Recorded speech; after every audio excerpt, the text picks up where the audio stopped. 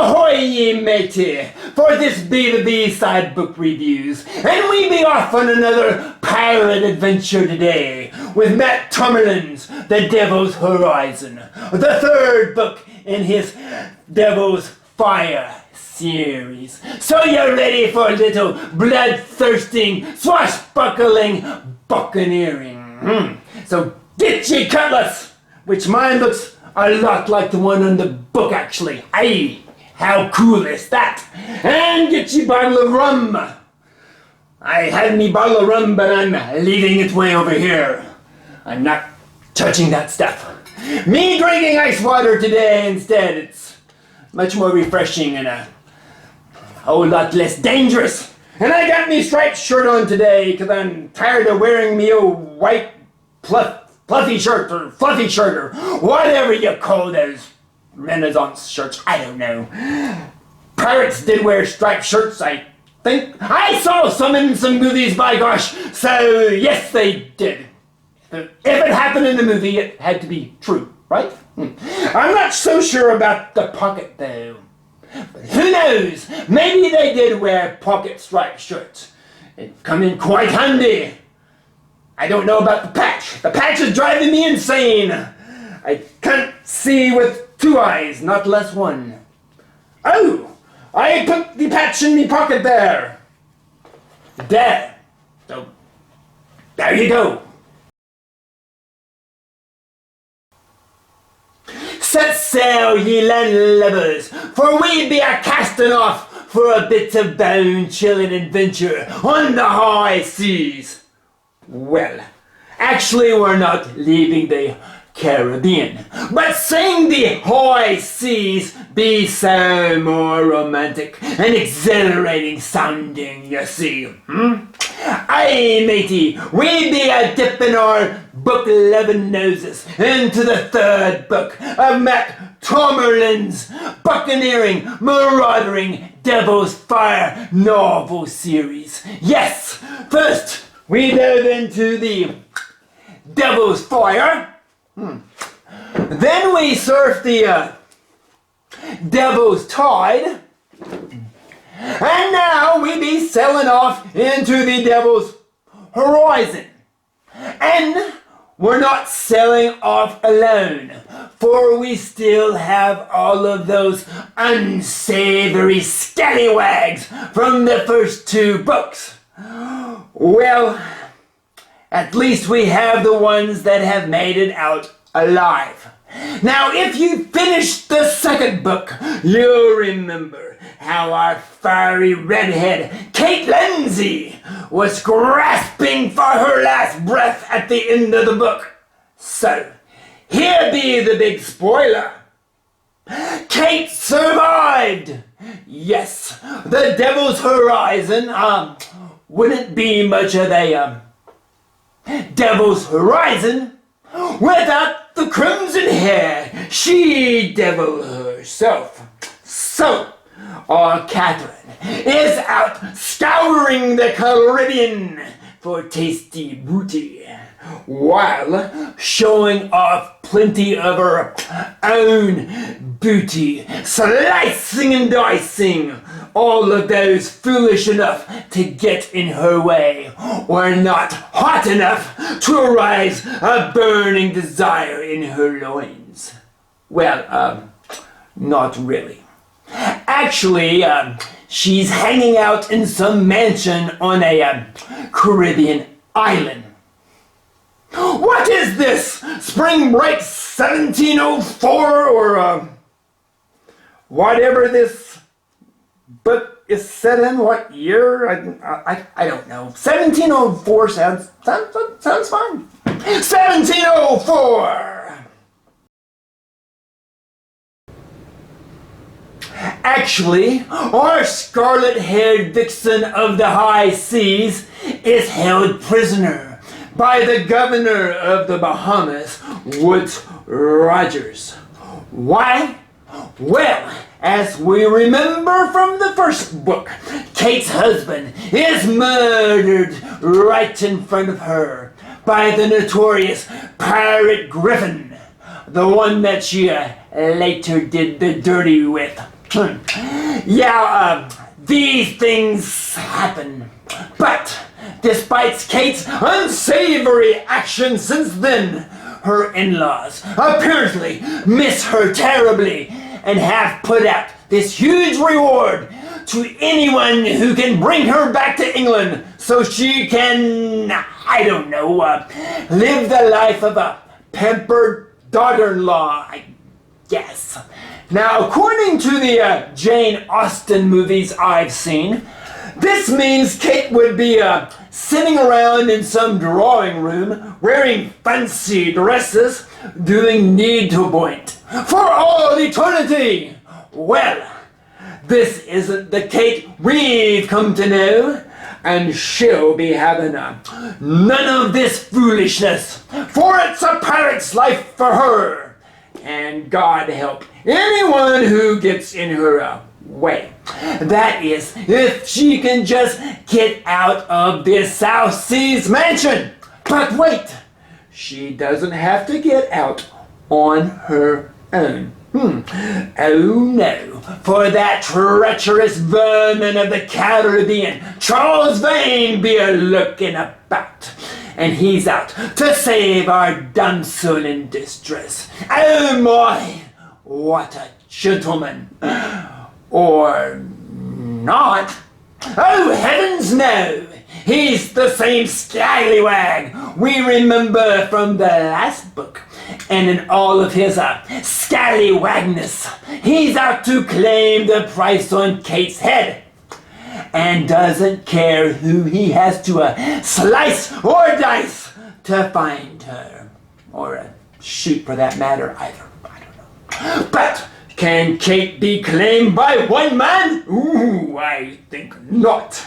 And even though Vane sends out the dashing young stud of the high seas, Gabe Jenkins, to rescue her, Kate breaks away and hooks up with our favorite pirate hunter, Guy Dillahunt, who is still trying to quench his thirst for pirate blood. And apparently other things as well, because his hot little teenage bedwarmer, Jacqueline Calloway, is still on board with him. Still looking for, okay, I'm not sure who she's looking for, because in our last book, she'd be after the resident badass of the high seas, Blackbeard.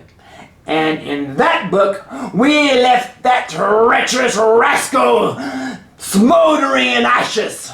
So the first thing Kate does is shoot off Dillahunt's toe. Yes, she was just happy to see him. And this kind of sets the mood for our voyage. Yes, everyone is out there trying to collect the reward on Kate to send her back home to the good life of crumpets and tea time. And she's fighting through hell and high water, literally, to make sure that she remains the fiery scarlet vixen of the Caribbean.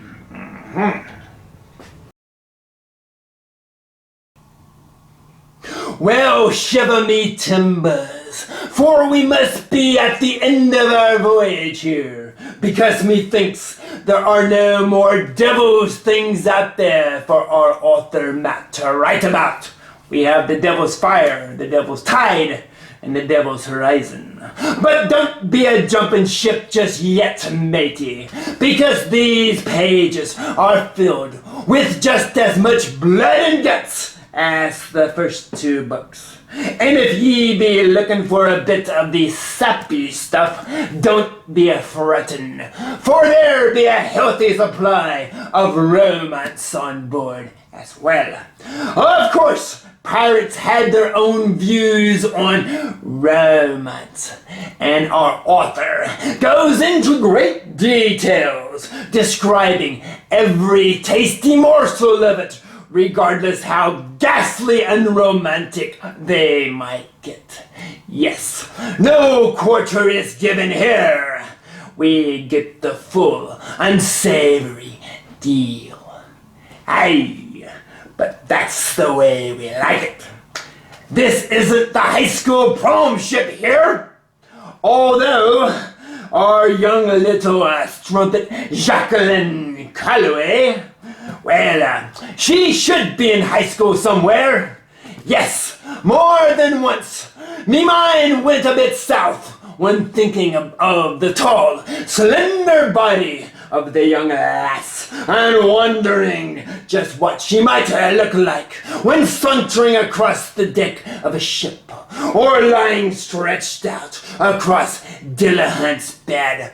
But then, like a blast from a blunderbuss, I'd stop in mid-thought with yo dude, she'd be like a sophomore in high school. A mere child. But Kate, on the other hand, well, she'd be fully of legal age.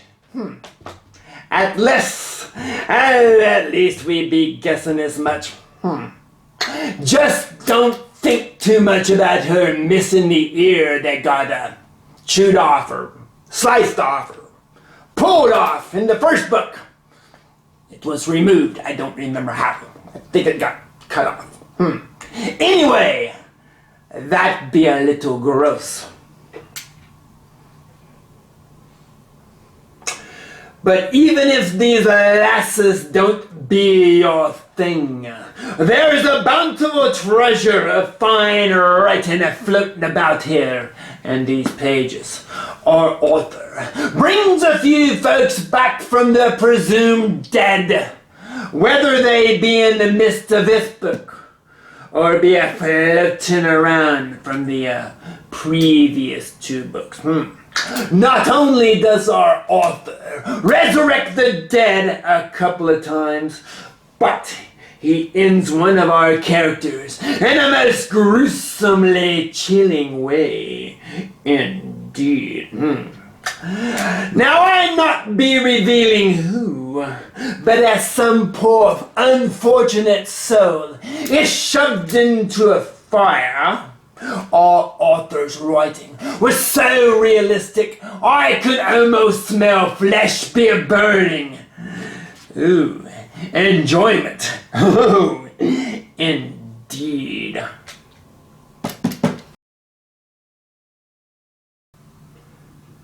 Yes, life wasn't easy for a pirate back in the day. And to make it to the third book in this series is even tougher than making it to the fifth book of a Game of Thrones series. Aye, we're looking at a tough lot here. Some are so tough that one even comes back from what we thought was Davy Jones's locker. Aye! And a few surprises be lurking about here in these pages. And of course, all of our beloved pirates be the same swashbuckling reprobates as they were in the first two books. And the scallywags be real, actual pirates, by the way. But, any heroes among them? Well, there is Gabe Jenkins. Now he be the youngster that seems to be Kate's squeeze in this story. Well, they're kind of an item after she whacks him in the head with a boat oar. But hey, this is Kate Lindsay we be talking about here, who's become a bit of a rock star in the high seas, by the way. Yes, with her blouse be flying open in the wind, as our author seems to take great joy in describing in every detail. Me picture of Kate comes right out of the Gina Davis movie Cutthroat Island. If Gina Davis be a redhead, that is. Yes, quite the scrumptious dish of buccaneering lasses we have here. Ooh, indeed. Now, this might explain why her brother-in-law, Frederick Lindsay, has made the trip from England to lay out the reward and attempts to return Kate to the civilized world. Or maybe his plans be a bit more self-fulfilling. Methinks Frederick might be taking the scripture of Deuteronomy 25:5 of a man taking his brother's widow a wee bit too literal or literal. Something like that, and you know what I'm talking about. The wee man Frederick, best watch it though, for this is Kate Lindsay we be talking about here. The same Kate Lindsay who ripped off a man's ear with her teeth. Ooh, what a woman she be. Yeah. Now, one other character worth mentioning is the mountain of a man and resident pimp of the South Seas, Trajan, whose brothel seems to be the place to hang out when being in the neighborhood. Now, I was wondering if this guy was based on a real person, but when I Googled him, all I could come up with was a wide receiver who once played for the Oklahoma University Sooners football team. I'd be guessing not the same guy. No, probably not. Looks as though our author has much story to tell here, as his story of Kate Lindsay goes into the third book. You see, he packed all the blood and gore and lust and all that other fun stuff into a mere 293 pages in the first book. However, in the next book, we be swashbuckling our way through, 377.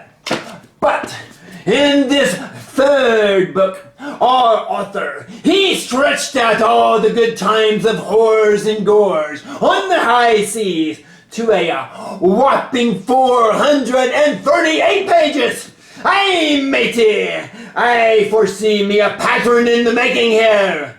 Give him a couple more books and we'll be looking at a Game of Thrones length book here. Aye, yes. So, if Hollywood ever wises up and makes a series of movies out of these fine books, I was thinking, there might be 3 movies here. But with the length of the third book, we might be doing a little of the Hunger Games act here by making 2 movies from the last book. Aye, there be method in our author's madness here. Yeah, you think? Oh, the Devil's Horizon that be. The third book in the Devil's series. So, do you think you got enough pirate violence, blood and gore, and romance to satisfy yourself? Well, I don't be a jumping ship just yet, matey, for we got the Scarlet Devil. Yes! We had the Devil's Fire, the Devil's Tide, the Devil's Horizon, and now we be switching things up a bit with the Scarlet Devil. Yes, so after you read these 3 books, go out and read yourself the Scarlet Devil. After you've read the Devil's Horizon. You got that? I hope you do. And I'm about to destroy me ceiling fan up here.